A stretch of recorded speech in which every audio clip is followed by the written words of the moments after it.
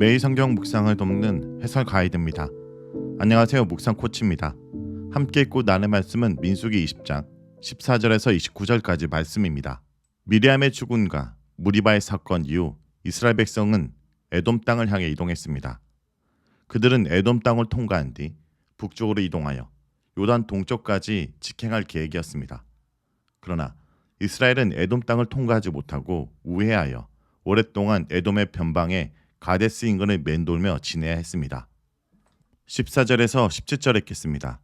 모세가 가데스에서 에돔 왕에게 사신을 보내매 이르되 당신의 형제 이스라엘의 말에 우리가 당한 모든 고난을 당신도 아시거니와 우리 조상들이 애굽으로 내려갔으므로 우리가 애굽에 오래 거주하였더니 애굽인이 우리 조상들과 우리를 학대하였으므로 우리가 여호와께 부르짖었더니 우리 소리를 들으시고 천사를 보내사 우리를 애굽에서 인도하여 내셨나이다. 이제 우리가 당신의 변방 모퉁이 한 성읍 가데스에 있사오니 청하건대 우리에게 당신의 땅을 지나가게 하소서. 우리가 밭으로나 포도원으로 지나가지 아니하고 우물물도 마시지 아니하고 왕의 큰 길로만 지나가고 당신의 지경에서 나가기까지 왼쪽으로나 오른쪽으로나 치우치지 아니하리이다 한다고 하라 하였더니 20장의 국한에서 살펴보면 이스라엘 강야 행진 경로는 에돔 땅 변경의 가데스 지역에서 우회한 뒤 호르산으로 이어집니다. 분명 에돔 길로부터 우회하는 초기 사건으로 보입니다. 그렇다면 가데스와 호르산까지는 대략 38년이나 되는 커다란 도약이었습니다. 이런 관점에서 20장의 기록 의도는 분명합니다. 이스라엘 백성들에게는 가데스에서 정탐꾼들의 선동에 합류하여 불순종한 대가로 이미 무거운 징벌이 선언된 바 있습니다. 그들은 정탐일 40일간의 하루를 1년으로 환산하여 40년 동안의 강야에서 제약을 담당할 것입니다. 20장에서 이제 무리바에서 모세와 아론이 저지른 범죄, 즉 그들의 불신앙이자 자기 의를 드러내는 행위로 인해 약속의 땅에 들어가지 못하는 징벌이 추가로 더해집니다. 이로써 20장은 초기인 제3년에 제1세대의 대표인 미리암의 죽음으로 시작하여 제40년 아론의 죽음으로 끝납니다. 중간에 무리바 사건에서 모세와 아론이 왜 가나안 진입의 복을 얻지 못하고 강야에서 죽어야 했는지가 설명됩니다. 20장은 이스라엘 백성이 에돔을 우회하는 것이 하나님의 징계라고 선언합니다. 모세와 아론을 포함한 제1세대는 이로써 26장의 2차 인구조사 목록에 한 명도 들지 못합니다. 미리바 사건 직후 이스라엘 백성들은 가데스와 에돔 접견 지역에서 에돔을 통과한 뒤 요단 동편으로 행진하기 위해 애씁니다. 집단적인 국경 통과를 위해 그들은 에돔 왕의 허락을 받으려고 사신을 보냅니다.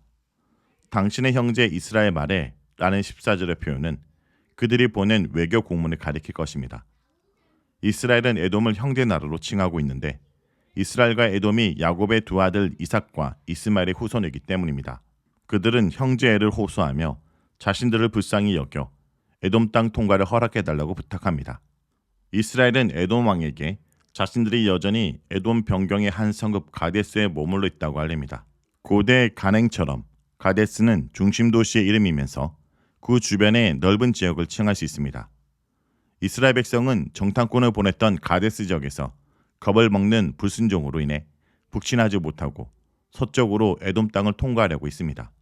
그러나 하나님께서 정탐꾼들의 선동에 동조한 이스라엘 백성들이 이미 40년간 강야를 배할 것이라고 선언했기 때문에 에돔을 통과하려던 그들의 계획이 실패할 것은 이미 예견되어 있었습니다.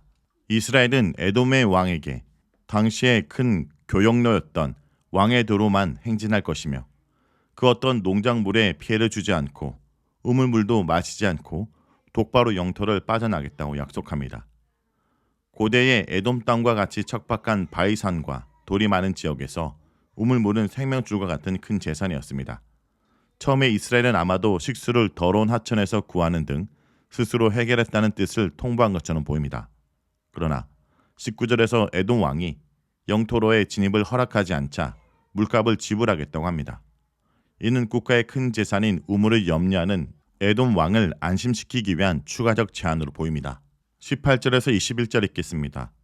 에돔 왕이 대답하되 너는 우리 가운데로 지나가지 못하리라. 내가 칼을 들고 나아가 너를 대적할까 하노라.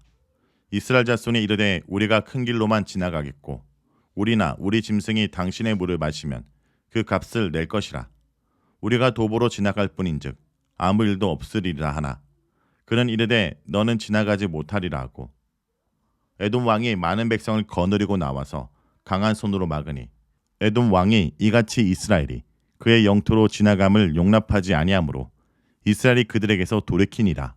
에돔 왕은 모세의 제안을 즉시 거절했으며 나아가 유사시에는 강력한 군사적 대응을 하겠다고 답변합니다. 이스라엘은 이에 두 번째 협상 카드를 내밀었습니다.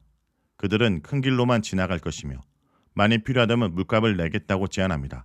이스라엘의 새로운 제안은 물을 실을 그들의 마차는 왕의 대로 가겠지만 에돔이 군사적 위협을 느끼지 않도록 보병은 샛길로 행군하겠다는 것입니다. 또한 보병들이 마실 물값을 지불하겠다는 것입니다. 그러나 에돔 왕은 새로운 제안마저 단호히 거절한 뒤 군들이 이끌고 나와 그들을 막아섭니다.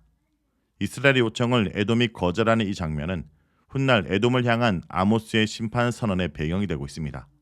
결국 이스라엘은 에돔을 우회하여 행진해야 했습니다. 에돔 땅 언저리를 지나고자 홍해를 향하는 남쪽 길로 우회한 것입니다. 그들은 징계의 일환으로 에돔 땅 통과가 거부되어 강야를 오래도록 유랑해야 했습니다. 신명기에서는 새로운 이유가 설명되는데 하나님께서 에돔은 동족이니 그들과 다투지 말고 세일산 일대는 에서에게 기업으로 주었으니 그들의 땅에 한 발짝도 들이지 말라고 경고하셨습니다. 또한 만일 이스라엘이 에돔 땅을 지나간다면 마땅히 그들에게 식량을 사먹고 물값을 지불해서 마시라고 명령하십니다. 따라서 이스라엘은 에돔과의 싸움을 피하기 위해 우회할 수밖에 없었습니다. 22절에서 24절 읽겠습니다. 이스라엘 자손 곧 온 회중이 가데스를 지나 호르산으로 이르렀더니 여호와께서 에돔 땅 변경 호르산에서 모세와 아론에게 말씀하시니라. 이르시되 아론은 그 조상들에게 돌아가고 내가 이스라엘 자손에게 준 땅에는 들어가지 못하리니 이는 너희가 무리바 물에서 내 말을 거역한 까닭이니라. 이스라엘은 결국 가데스로부터 서쪽 에돔 변경으로 우회하여 행진해야 했습니다. 본문은 그들이 곧이어 호르산에 도착한 것처럼 묘사합니다. 이 호르산의 수경은 분명 초기가 아닌 제40년에 발생한 일입니다. 왜냐하면 곧바로 아론의 죽음에 대한 이야기가 이어지기 때문입니다. 이스라엘이 에돔의 변경에서 돌이켜 행진한 일이 초기 3년째 발생한 일이라면 그들이 호르산에 도착한 것은 그 후 38년의 세월이 흐른 뒤입니다. 가데스에서 다음 행성지인 호르산까지 30년이나 되는 지나친 시간적 도약이 발생합니다. 이것은 다소 의아해 보일 수 있지만 초기 미리암의 죽음과 말기의 아론의 죽음을 통한 제1세대 전체의 죽음을 기록하는 20장의 목적에 비추어 볼 때 적절한 요약 진술이라 할 수 있습니다. 중간에 거쳐간 여러 장소들은 민수기 33장 16절에서 37절에 더 확인됩니다. 호르산은 에돔 영토의 바깥에 위치합니다. 이스라엘 백성들은 아마 바란 강야 일대를 오래도록 배회하다가 호르산에 도착했습니다. 하나님께서는 이곳에서 모세와 아론에게 무리바 사건을 상기시키면서 그들의 불순종한 이유로 약속의 땅에 들어가지 못할 것이라고 말씀하신 것을 재확인하십니다. 25절에서 29절 읽겠습니다.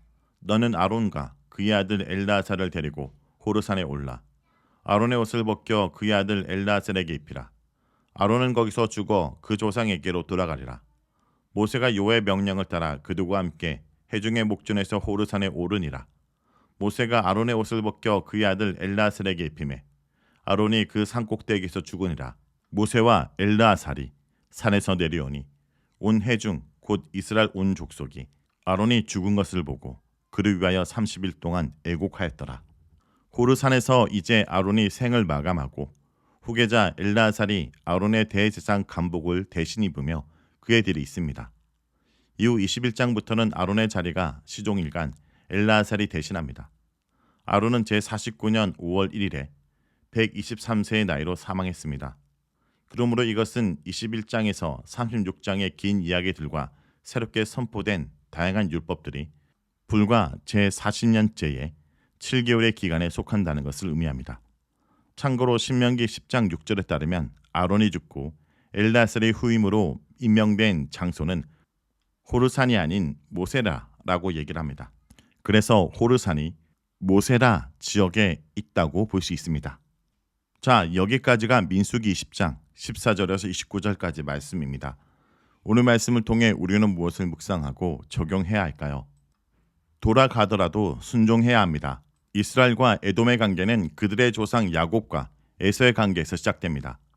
모세는 이러한 지난날의 역사에 근거하여 에돔 왕을 형제라 부르며 에돔의 땅을 통과할 수 있게 해달라고 부탁합니다. 그러나 에돔 왕은 그 요청을 거절했을 뿐 아니라 군대까지 배치하여 이스라엘 접근을 막았습니다. 결국 이스라엘은 더 먼 길로 돌아갈 수밖에 없었습니다. 이는 에돔과 다투지 말라는 하나님의 음성을 들었기 때문입니다. 때때로 우리의 삶도 질러가는 길보다 우회하는 길로 어렵게 돌아서야 할 때가 있습니다. 그러나 그 길이 다툼보다 화평을 구하는 길이요 내 뜻보다 하나님의 뜻을 구하는 길이라면 돌아가는 것도 믿음이고 순종임을 배워야 할 것입니다. 성도 여러분, 오늘 하루도 지름길이 아니라 순종의 길이 무엇인지 묵상하고 나아가는 주의 백성들이 되길 간절히 기도드립니다.